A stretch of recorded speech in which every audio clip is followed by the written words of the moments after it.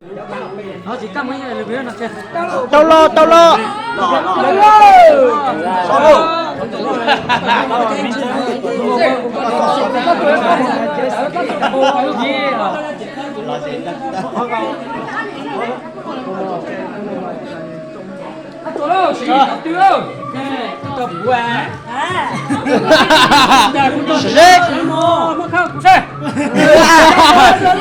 Lưu trâu vừa đi vô.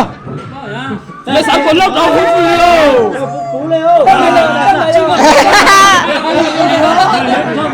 Ôi chết rất trâu chua vừa bốc bánh nữa.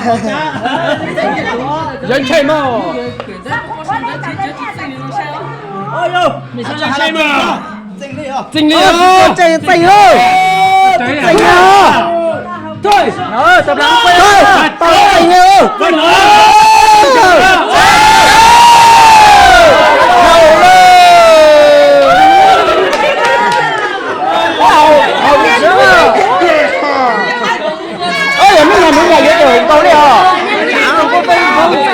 Nhà núi nhà dưới về hùng câu chứ chiếu đi à.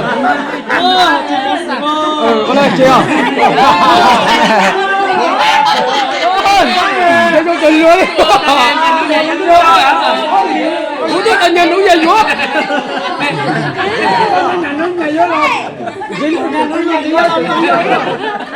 Chỉ cầm cái ớt tươi lên. Yo.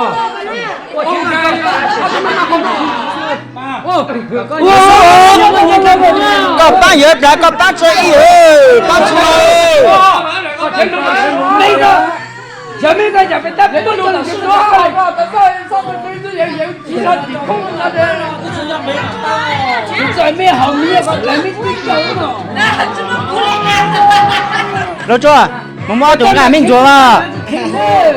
Số ca đấy ta. Ôi. Ôi cha thế ơi. Sao mà chuẩn bị coi nhá. Ôi. Ôi trời. Muốn chúa bé để cho ba nữa. Không phải không sao.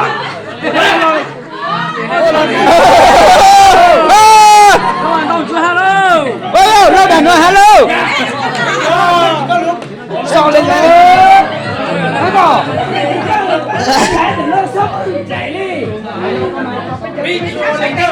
Chị là lúc đi xuống à?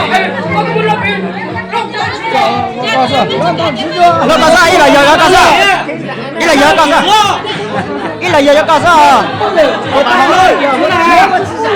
Lo cả sao? Con tao mình sợ chứ mà. Muốn tôi tại sao chị có lo lụt tù à? Sao trời xuống đi? Các bạn chị. Ô. Bây giờ tôi chọc tôi có bị nó cậu có tăng rồi giờ tôi chọc tôi giờ nè. Đúng rồi nhá. Không cả số nữa hết à. Là chơi. Một cái mình cho nhiều à. Thế mà. Rồi, tao trồng á. Anh chị.